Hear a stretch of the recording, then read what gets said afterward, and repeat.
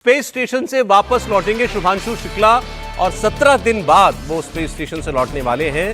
शुभांशु शुक्ला का space station से उनके यान की अनडॉकिंग की प्रक्रिया शुरू हो गई है और इसके बाद वो 22 घंटे का सफर तय करेंगे धरती पर लौटने के लिए। कल दोपहर 3 बजे कैलिफोर्निया के तट के पास जो है उनका जो क्राफ्ट है, स्पेस क्राफ्ट है, वो लैंड करेगा। अनडॉकिंग की प्रक्रिया शुरू हुई है। क्या होती है ये आपको बहल साहब ज्यादा बताएंगे। देखिए, अनडॉकिंग की प्रक्रिया भी बहुत कॉम्प्लेक्स होती है। अब आपने देखा था कैसे इन्होंने डॉक किया। डॉक का मतलब होता है ऑटोनोमसली आना, मनूवर करना और जो डॉकिंग पोर्ट है उसके साथ जाके मिलना, सॉफ्ट कैप्चर और हार्ड कैप्चर करना, यानी कि लॉक कर दे पूरा। भारत से ये जिस स्पेसक्राफ्ट में या कैप्सूल में गए हैं वो स्पेसक्राफ्ट के साथ जुड़े। बिल्कुल, आप बिल्कुल सही कह रहे हैं। जो स्पेसक्राफ्ट में ये गए उसके अंदर 4 क्रू मेंबर्स थे, जिसमें पेगी विटसन भी थी जो कि मिशन कमांडर, ये थे मिशन पायलट, और 2 और थे जो कि क्रू मेंबर्स थे, जो ज्यादातर साइंटिस्ट थे। तो ये 4 मेंबर्स एक कैप्सूल के अंदर गए जिसका नाम था ग्रेस। ये कैप्सूल ने जब डॉक किया तो इसमें हार्ड लॉक होने के बाद, हार्ड कैप्चर होने के बाद एक ऐसा क्रिएट किया गया जो कि लीक प्रूफ एनवायरनमेंट, जिससे ये अंदर आ सके इंटरनेशनल स्पेस स्टेशन के। अब जो लीक प्रूफ एनवायरनमेंट क्रिएट किया गया, अब उससे इनको वापस निकलना है, इनको आना है इस कैप्सूल के अंदर, अपनी सीटों पे जाना है, स्पेस सूट पहनते हुए इनको स्ट्रैप किया जाएगा। फिर अनडॉकिंग प्रोसीजर शुरू हो गया है। अनडॉकिंग प्रोसीजर क्या है कि इनको ड्रैगो थ्रस्टर्स जो होते हैं, इसके अंदर 16 के करीब ड्रैगो थ्रस्टर्स हैं। हर एक का वेट जो है, हर एक का जो थ्रस्ट है वो 90 पाउंड के करीब है।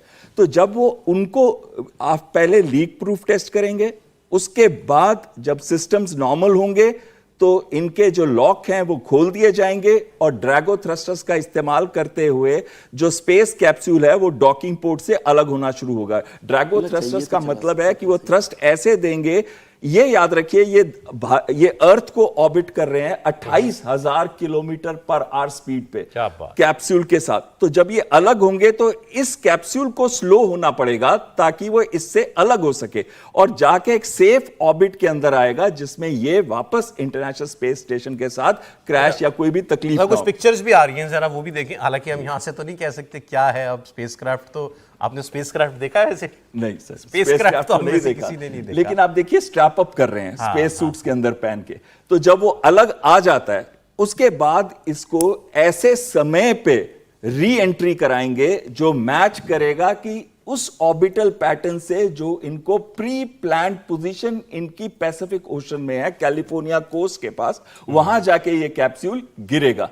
तो ये इसके लिए बड़ा ही कॉम्प्लेक्स प्रोसीजर होता है। ये याद रखिए 28,000 किलोमीटर पर आवर से जब ये ड्रैगो थ्रस्टर्स का इस्तेमाल करते हुए ऑर्बिट की स्पीड को स्लो करेंगे तो ऑटोमेटिकली नीचे आना शुरू हो जाएगा। ये नीचे क्यों आता है? क्योंकि इनकी स्पीड अभी ऐसे है और ग्रेविटी ऐसे है। तो इसका मतलब अभी तो ये सीधा ऑर्बिट करेंगे, लेकिन जब ये स्पीड स्लो करेंगे तो फॉरवर्ड वेलोसिटी कम होने से ये नीचे आना शुरू करेगा।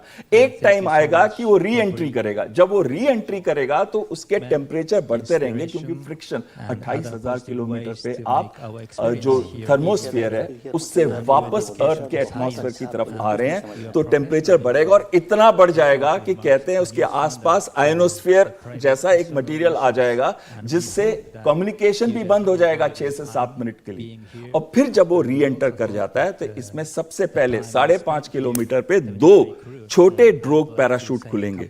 उससे जो टंबल करता हुआ ये कैप्सूल आ रहा है वो स्टेबलाइज हो जाएगा, समुद्र में गिरेगा। हाँ, समुद्र में गिरने से पहले।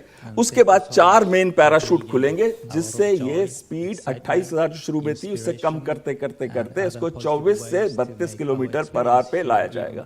उसके बाद ये स्प्लैश करेगा उस टचडाउन पॉइंट के पास। वहां पे एक शिप वेट कर रही होगी। शिप में attack boats, forward fast boats होंगी, जिसमें टीम्स जाएंगी, टेक्निकल और मेडिकल टीम्स। वो जाके इसको कांटेक्ट करेंगी।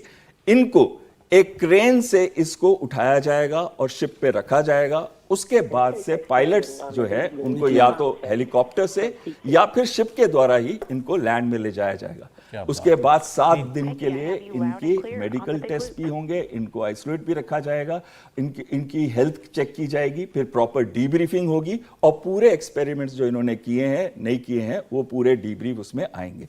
इसके बाद ही पूरी प्रक्रिया खत्म होगी।